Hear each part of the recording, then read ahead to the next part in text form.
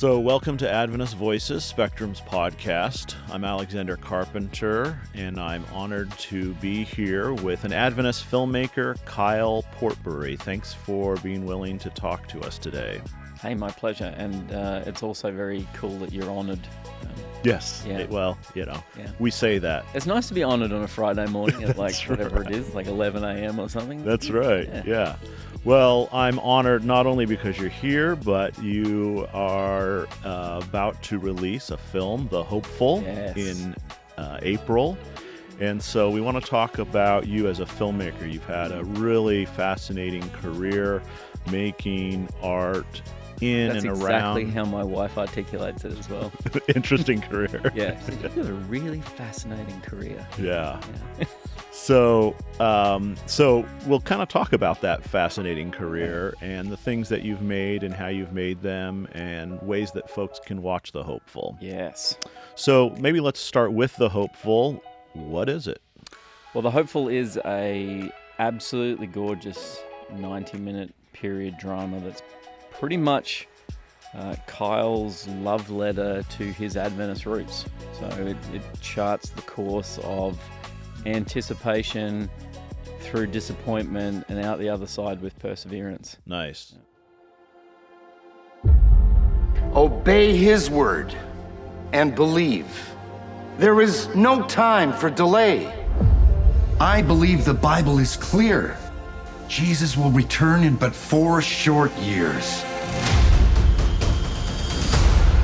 I come before you today to tell you that I have been shown in vision. Father Miller's message was light. The Advent people were traveling on a path toward a bright and holy city. This is not the first time the end of the world has been prophesied by a fool, nor will it be the last. If you do not renounce these radical ideas, you will not be welcome here in this house of worship.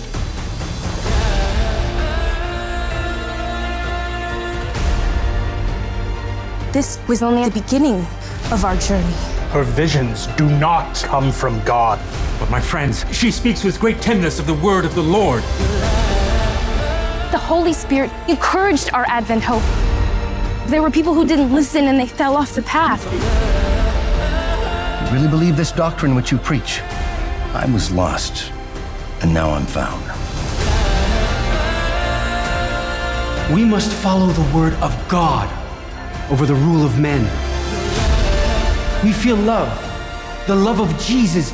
It lifts us up, it carries us forward. And it will guide us home.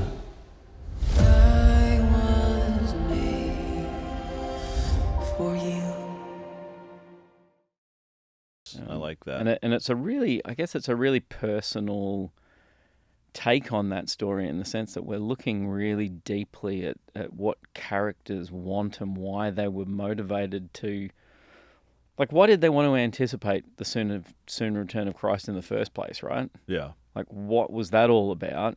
And then when that didn't pan out the way that they hoped that it would. October 22, 1844. Interestingly enough, it's 2024. So what's that? It's like 170 years? Is my math correct? It's probably incorrect. No, it's 180. 100, Yeah. 180. I was only 10 years shy. Yeah. You're an artist, not a mathematician. That's exactly it. That's what I tell my kids. Like, you don't have to be good at everything. That's right. Somebody else will know the answer. That's right. Like your phone. Like your phone. Thank you, ChatGPT. So let's talk a little bit about that history because you have a really interesting way of framing this story. It's been told a lot of ways. Every Adventist knows part of this story, at least. You start in the middle of the ocean with a family, the J.N. Andrews family. Yeah. Why did you choose it? Why did you choose to start it that way?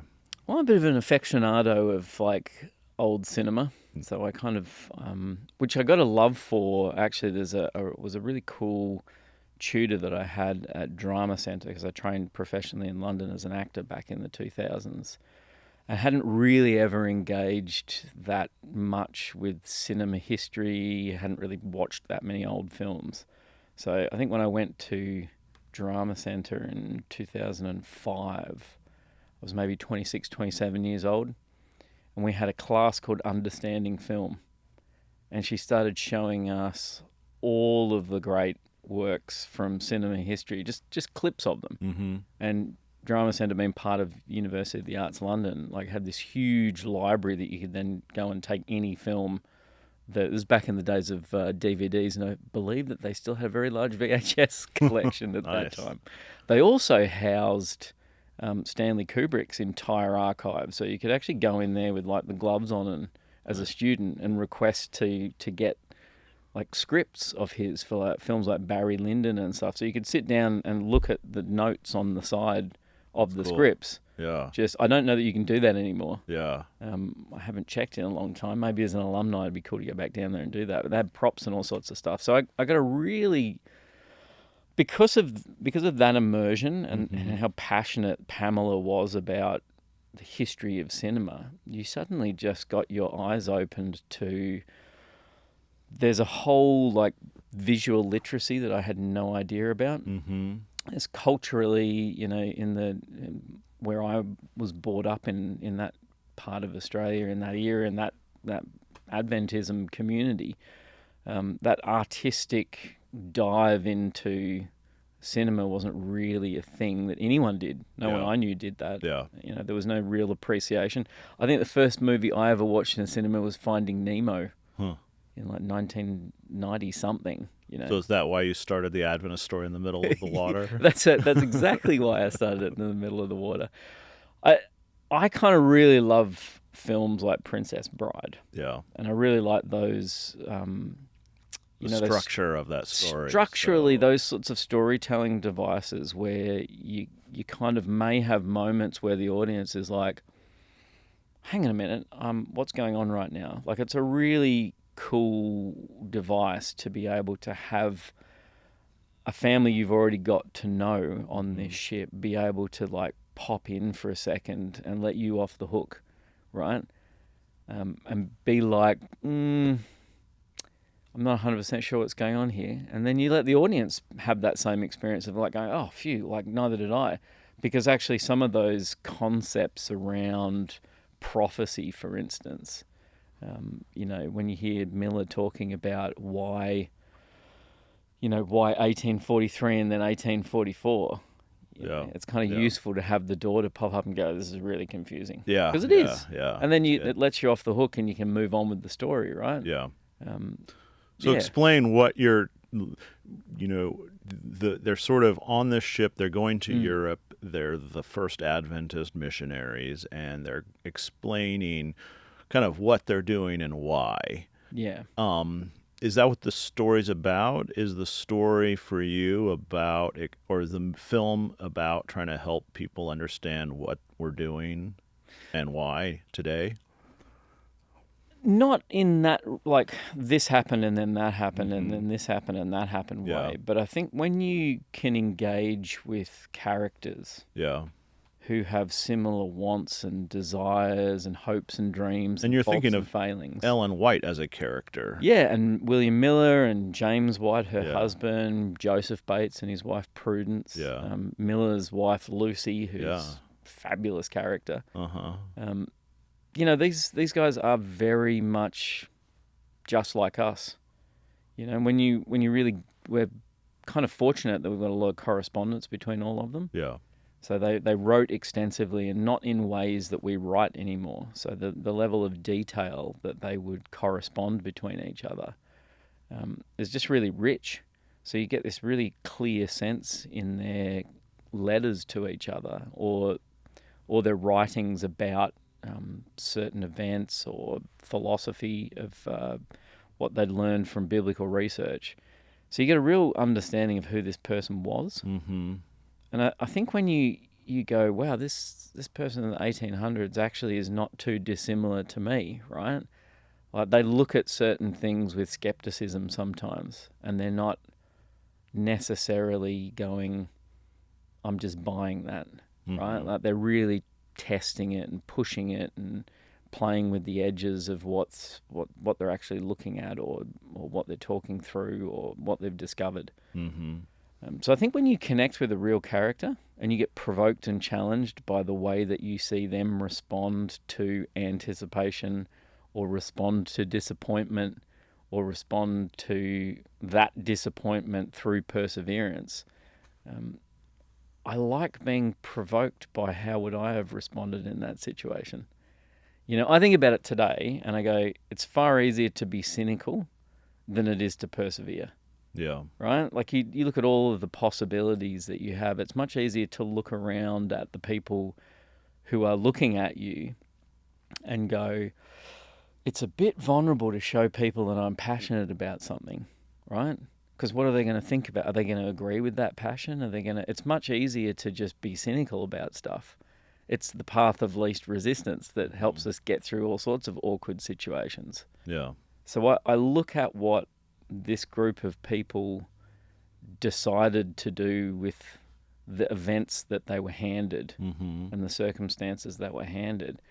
And I'm challenged by, would I have been one of those people that stuck with it through that disappointment? Or would I have simply just been like, man, the heat, there's a lot of heat right now. Yeah. And I don't know the answer to that because I haven't been put in that situation. Sure. And I like seeing characters and I like being challenged and provoked by stories that make me question whether or not my assumption of would I be the hero in this story is actually true or not. Yeah. There's a great scene in Saving Private Ryan right at the beginning. Tom Hanks is standing there in the landing boat and they're about to land on the thing in D-Day, and you look at that and you go, I feel myself in Tom Hanks in this moment. But in reality, unfortunately, you'd probably be the guy standing right in front of him who, as soon as the thing drops down, is war's over. He gets shot in the head and he's done. Yeah. So I appreciate when stories go there in that regard, where they challenge you about how you would be if you were placed in that situation. Yeah. Well, there's a scene that your Ellen White, James White relationship is, I think, very humanizing for both of those figures. Yeah. Can you kind of talk about how you chose to create those characters? Obviously, you're drawing on history; they're real, but you're also putting them into a situation that feels kind of there's conflict, there's pain. Yeah. What were you trying to do in that scene, and what truth were you finding in Ellen and James? Well, I think that they're actually real people, right? So I think sometimes we look at historical figures through the lens of myth, which has been created over decades, and in this case, a century or more of myth that as a culture we've built up. Yeah. And then they cease to become actually relevant anymore because, I couldn't possibly ever attain the kind of understanding or experience that they had. Yeah. Right? Because it's too rarefied at this point up there. Mm-hmm. And so when you read, again, you go back into that correspondence and you rely on the person you discover within that writing, right? Particularly when they're writing personal correspondence either between themselves or it's one of them writing to a friend about that relationship. Yeah. There's a fabulous set of letters. There's about 6 of them in the White Estate archives. And they're past where the film finishes, but they give you a really great insight into how that relationship worked. I mean, I think I had one Adventist historian one time tell me that, James and Ellen weren't really in love. It was just a marriage of convenience. And you're like, they had 4 kids. That seems like a very inconvenient marriage if you're just doing it to get by, right? Yeah. So I kind of didn't buy that, and I also didn't buy it when I read how they spoke about each other and the struggle, real, actual, passionate struggle between the needs of the mission that they felt called to and the family that sometimes took a backseat to that was and paid a heavy price for, right? Yeah.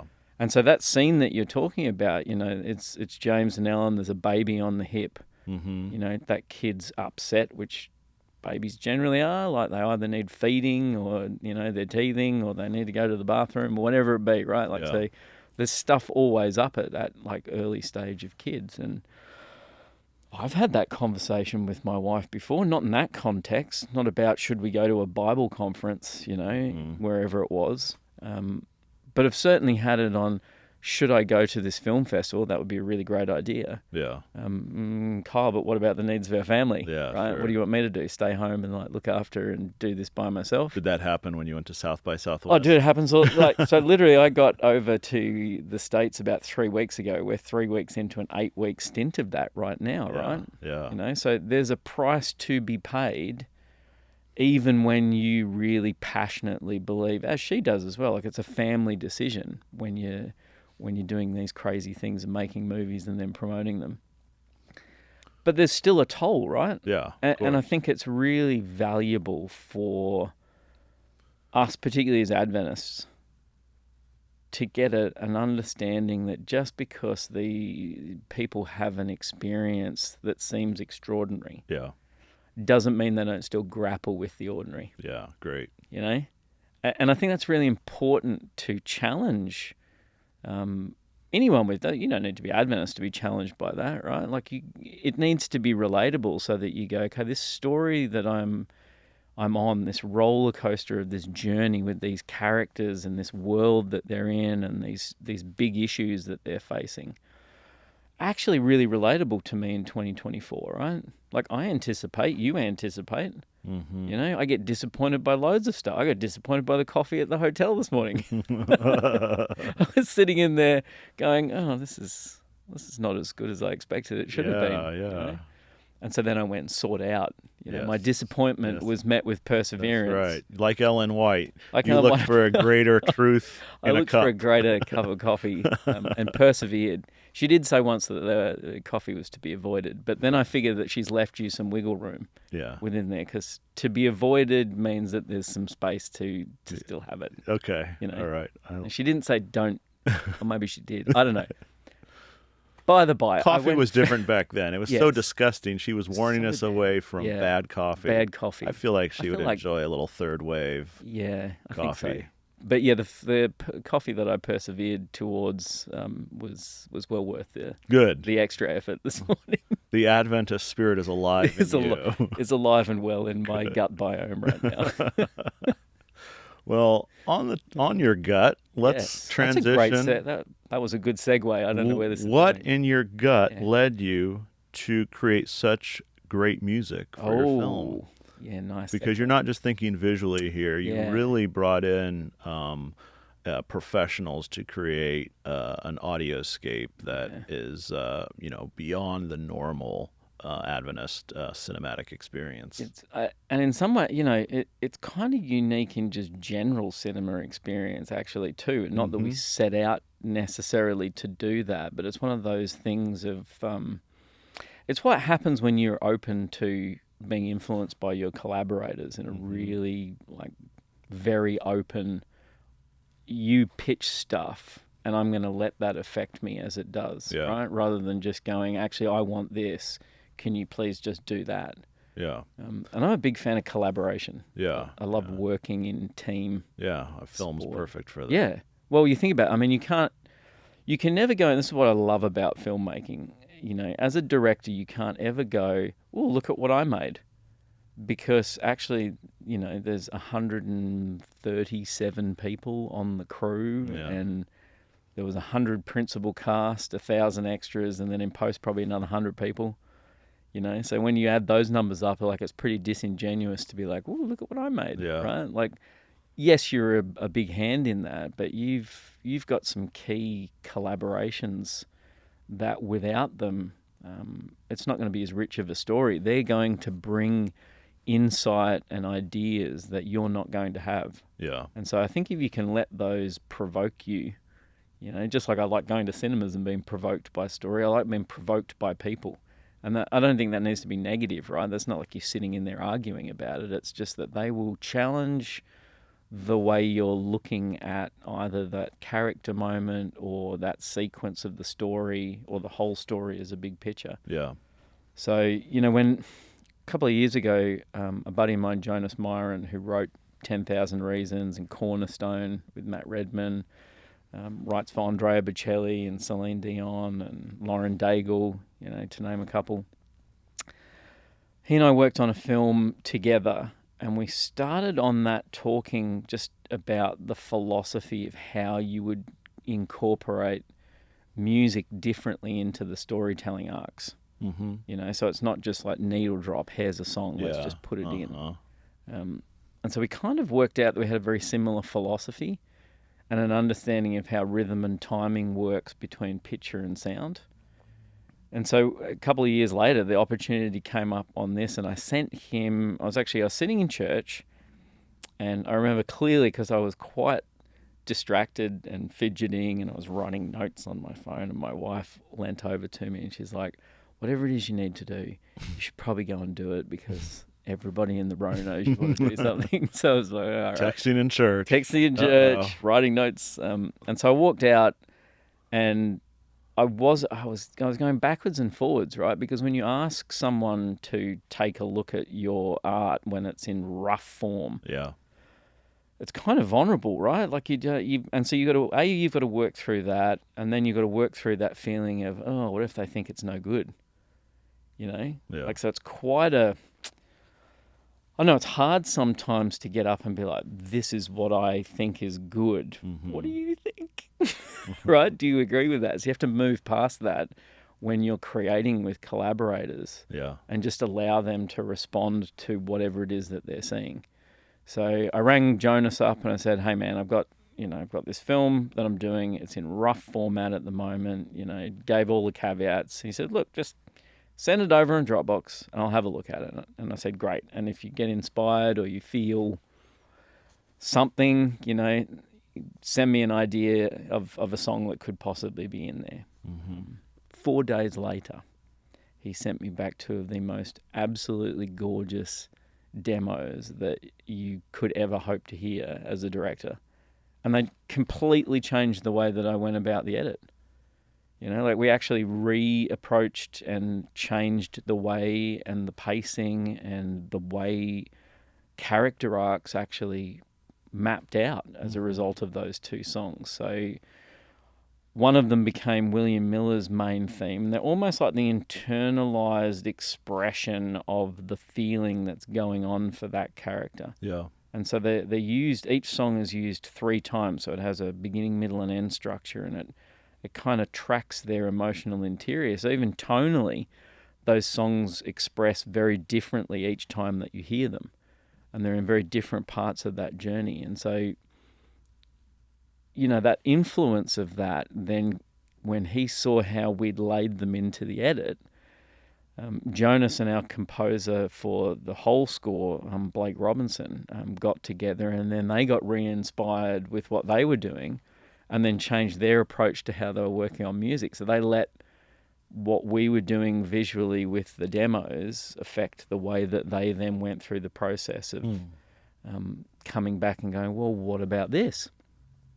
And what if in that moment there's no lyric and actually Jonas is humming, because there are no words really that express that feeling of joy and love when you're courting romantically for the first time in the 1800s when you've got chaperones walking behind you and stuff, right? So it just became this beautiful, I inspired him to write 2 songs that flowed out of him that re-inspired me to look at those character journeys and how the film actually told its story very differently, which then re-inspired them to express those songs in those moments in what are really, really very deeply connected ways that give you something that isn't anything like what you're seeing or what you're hearing from character dialogue.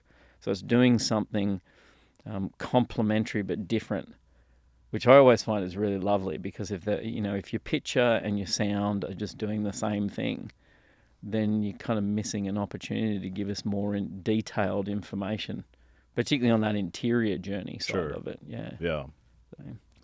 So. Can you talk about what? Let's jump in and just talk about how people can. So you created this film. Yeah. Can you talk a little bit about what you created it out of? in that you were working on a larger project. You're Emmy Award-winning filmmaker. You've done projects on biblical characters. Sounds so impressive, doesn't it? You did stuff on working with Adventist Media, the Hope Channel. In Australia, you've worked with the General Conference. So this film is kind of a discrete Adventist story. Yeah. But you've thought about Adventist stories for a while. You've thought about the let's call it the cinematic universe of Adventism, which includes biblical characters too. Yes. So, why did you tell this story in this beautiful way versus some of the other stories that are out there and the biblical stories that you've done before? Yeah, well, I think it's, as you, particularly as an artist, as you get a little bit older, you form a really, clear picture of how you want to engage with storytelling. And I guess when, I spent a lot of my career, I've been really blessed actually. So, working for the church over the years, like what a training ground. Like there's very few places that will hand you the kind of resources and opportunities. On the flip side to that, there's a certain restriction in there because you're not telling your story. You're telling a larger, more corporate version of that. If that's a way to articulate exactly. it, which is totally fine. Like I'm not paying the bill, right? Like so, if I'm hired by an organization to tell the story the way that they want it to be told. And it's a challenge, actually. It was a challenge for me when I was younger doing this because you have this idea of storytelling as a singular voice and a singular artist, right? Yeah. So I've got a way of storytelling. The client, for want of a better word, has an outcome that they want from that. And sometimes it's hard to reconcile those two things, right? Like storytelling via committee and storytelling via singular voice are two very different things. Yeah. And I don't think that they have one doesn't have to be better or worse or indifferent or whatever it is. They're just very, very different. Yeah. So if you're approaching those as a singular artist, expecting that the want of the many voices is going to always agree with you, you're going to sorely be disappointed. Mm-hmm. Yeah. Right? Like, there's going to be a lot of disappointment. You're not going to be hopeful. You're not going to be well, you're going to be hopeful for a while. The names. But you're going to run into some things that are simply just... And I think a lot of the time, Alex, it's misunderstanding, right? Like it's not understanding what you've signed up for. Yeah. And particularly for me, like it took me a long time to realize, this is like I'm serving something, right? And it's not necessarily the story. Yeah. It's another purpose outside of that. Sure, promotional, that kind of thing. Whatever it be, or we've got a certain way that we need to... And again, these things aren't bad, and I think that's what people misunderstand and why sometimes people get frustrated when they work for church organizations, particularly in media. Mm-hmm. Like the church needs certain things from their content, which aren't necessarily compatible with great storytelling. Yeah, yeah. You think about what a church needs to be able to do, like it needs to preach the message. Yeah. Preaching is not great as a form of storytelling in narrative fiction. Yeah. Or, narrative true story or whatever it be, right? Like that, when you walk into a cinema, there's a unspoken contract in the cinema, right? Like one of those is going to be that I'm going to be in a dark room and I'm going to be with a load of other people and we're all going to suspend our disbelief that we're sitting in sometimes a space that smells a little bit because the carpet hasn't been changed. Yeah. And there's a bit of stale popcorn odor in the air. And we're going to suspend that and we're going to get transported to whatever magical place that the storyteller that we're about to watch is going to take us. If at any moment somebody pops up and tries to tell me what I should think or feel or do in that moment, in that space, I'm out. Yeah. Because that's not the contract I signed up for, right?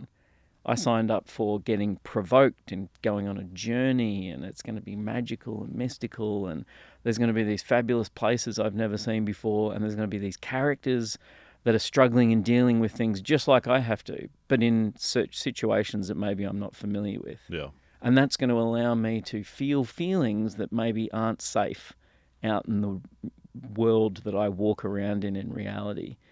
But feeling those feelings for 2 hours in that safe environment is going to allow me to start thinking deeper about issues in my own life and how I might handle certain things.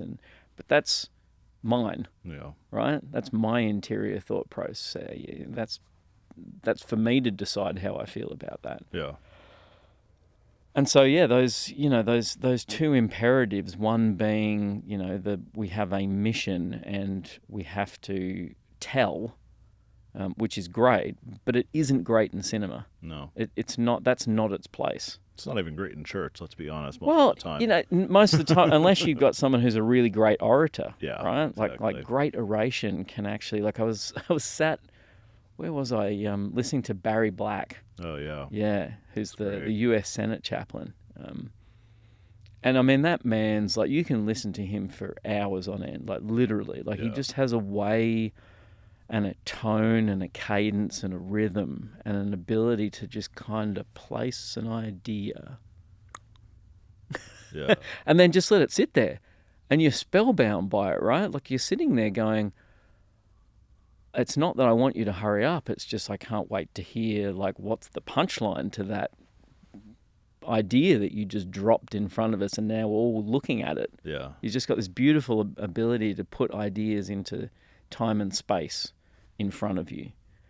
But if you were to watch that same thing back on YouTube, it wouldn't have the same resonance as it did live. Like I was sitting maybe about this distance from where he was speaking, and so the engagement and the effect of him talking to a live audience is very different to how that actually comes across on taped media. Yeah. Like if you were sitting in the room here with us right now, it would feel very different to how it's going to feel as you're watching it wherever you're watching it, right? Yeah. Whether it be on your phone on a tiny screen or on your television or laptop or whatever. Yeah. Like sitting in the room feels different. Yeah. So let's, for folks who want to watch The Hopeful, and have this kind of experience, a cinematic experience, they can do it in a theater. They can.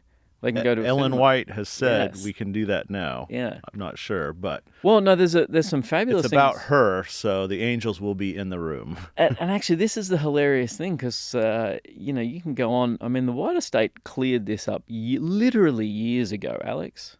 And it's actually fascinating to me that there's questions about whether... So, for a start, when she talks about theatre, cinema hasn't even been invented yet.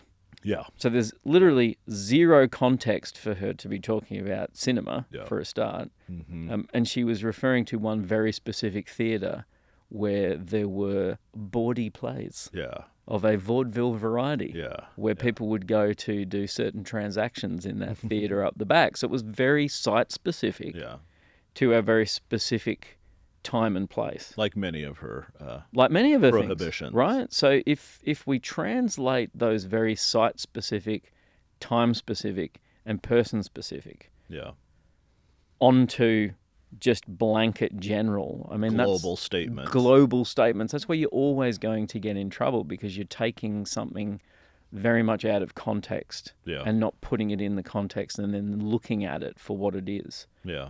So you can see The Hopeful in glorious 4K, sounding beautiful on a 40-foot cinema screen in over 900 cinemas across the country, starting April 17th. April 17, great.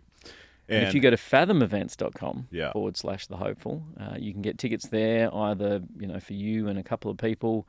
You can also, there's a group booking button on there, so you can take 50 people, So for if you instance. have like a youth group, you could Yep, take a youth group. If 100%. you're a pastor, you could take a whole church. If you're a conference leader, you could take the whole conference. You could take the whole conference and take several screenings and book those out, Have camp meeting at the theater. Well, and actually, I think there's a real opportunity here so it's not just about, and this is going to sound weird coming from the guy that made it, but it isn't actually just about the film, right? Like, it's what the film actually provokes and creates an opportunity for, which is for you actually to get out and engage in conversation with the community that you live and operate in. I'm glad you used that line, because Spectrum's motto is create community through conversation.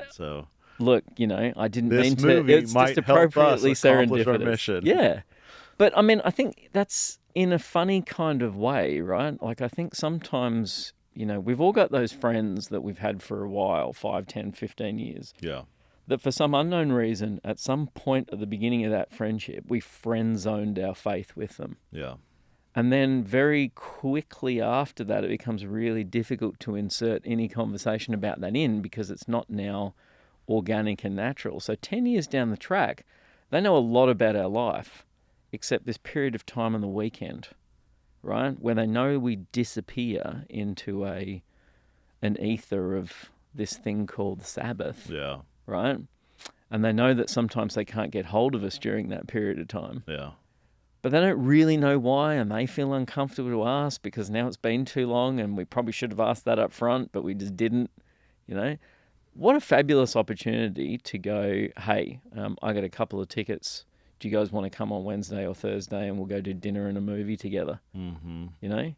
And they're going to have an incredible conversation with you afterwards, because they're suddenly going to recognize a whole bunch of things even in their own life that they have anticipated, and stuff that they've been disappointed about, and things that they've persevered to get to, right? Mm-hmm. So despite all of these other distractions, that really clear, simple thing that they wanted to hold on to, that they had to persevere towards. And you're going to have a beautiful conversation, and it's not going to be infused with anything else other than your guys' personal experience, because they're your friends. Yeah. So they're getting to engage with you about something that's really deeply meaningful in your life. And I think that's the power of cinema, right? Like, it allows us personal engagement with each other around big topics that we all struggle through. I think that's the power of the hopeful, actually, is its ability to give that opportunity that, we probably haven't had, particularly not in an Adventist context. When's the last time prior to maybe Hacksaw Ridge? Yeah. But that was an R-rated film. This is very much family friendly, so you can take everyone to it and have a great experience. Yeah. So I think it's a bit of a unique opportunity for Adventists to be able to actually go, wow, here's something I can go to. It's world class. I don't have to feel like I'm going to be embarrassed about my faith with the person that came along with me, because there's a little bit of a cringe factor. And I can tell you that with all certainty, Alex, because that was one of the big things that I sat down originally and went, if I'm going to make a film about my faith, I do not want to sit in cinemas all across the world for the next however many years I'm going to be doing that with a lot of my friends who aren't of either my faith or of any faith, really. Like, I just want to have a credible conversation with them and not feel weird. Yeah. I don't know about you, but like, I don't like being weird, and I probably am. We're all probably a little bit weird. Well, that makes you very non-weird. Yeah, but I get very uncomfortable with being weird. So when people point out something that you do that's a little bit quirky, sometimes you're like, really? I do that? Wow, that's awkward. I should probably stop doing that, because that makes me feel uncomfortable. Yeah. I don't and like... Adventism does that in some ways. Well, yeah, and we've cultivated that, right? Like, if you think about, we're a peculiar people. Yeah, yeah. I don't want to be a peculiar Not great person. branding. That's terrible branding. Like, the last thing I want to do is be peculiar. Yeah. Like, I want to be passionate. I want to provoke thought in other people, and I want to be someone who really engages in deep and meaningful conversation, but also frivolous conversation that people laugh at that isn't like that deep and meaningful, right? Yeah. But what I don't want to be is people look at you and go, yeah, no. You know, like that's your thing. You go and sit over there. That's kind of creeping me out now. So this, you know, The Hopeful is not going to be a weird Adventist movie. Ooh. Instead, it's going to be what? What do you really hope it accomplishes? Well, I'll tell you, and I can only tell you from my personal experience, right? Like, so for me, up until 2 years ago, which, you know, I'll date myself here, but at 43, my comfort zone is not sitting talking to people openly about my faith. Mm-hmm. I'm not going to be the guy who goes door knocking. I'm not handing out flyers on a street corner. Yeah. I'm not out telling you, you know, repent now or you shall be, you know. All right, we'll have to cut this out so Yes. Ted Wilson doesn't but I'll come down and find you. I would qualify that, Alex. So, like, I actually a lot of respect for people that can do that because it takes a lot of, I don't know, guts. Like literature evangelists, for instance. So my dad was the 52 years at Science Publishing Company in Warburton. Started sweeping the floors, ended up finishing out his career for like 20-something years as production manager. Yeah. So we love our science friends in Australia. Yes, Nathan Brown. Good breed. Shout out to you. Yeah. Hey, Nathan. So you've got this rich like publishing tradition. And I would often, you know, when I was a kid, you know, 15 years old, 16 years old, I would go and pull books off the shelf that these guys had gone out and sold door to door. Yeah. And I would often find myself thinking, I'm like, man, alive, can you imagine walking up to a door uninvited and knocking on that? But not only doing that, ending up having like a whole conversation with them and then selling them books. Like, there is no way. Yeah. You know? But seeing the effect of that on people's lives, you go, wow, like what perseverance that is. Like I recognize and I am appreciative that people do have that. Yeah. But again, you have a look at it like on any bell curve, right? Take all the people in Adventism. On any bell curve, there's going to be 4% of those people who are weird good, 4% who are going to be weird bad. Mm-hmm. And then in the middle, there's going to be 92% of people who don't really quite know how they're going to navigate that faith life balance, right? Yeah. Like, I may have gone door knocking one time. Yeah. Probably not, because again, it's not my comfort zone. Yeah. But to where this actually has an impact and why this is relevant to The Hopeful, it was in putting that film through post-production in Sydney at the Post Lounge. Incredible post facility, you know, loads of big Hollywood features going through there. Baz Luhrmann had just done Elvis in there. So I'm in there and I'm telling the Adventist story. People walk past your edit suite every now and again, or people you're working with who have worked on some of, you know, the biggest Hollywood films out there. Yeah. Start asking you, hey, Carl, like, what's this Sabbath thing? Yeah. And for the first time in your life, you're forced to actually go, huh, how do I articulate that when someone's genuinely asking me out of interest, not out of like looking at you weirdly about it, not like they're genuinely asking you because they're actually interested about what this thing Sabbath is. And then they find out you actually observe it and they get even more fascinated by it.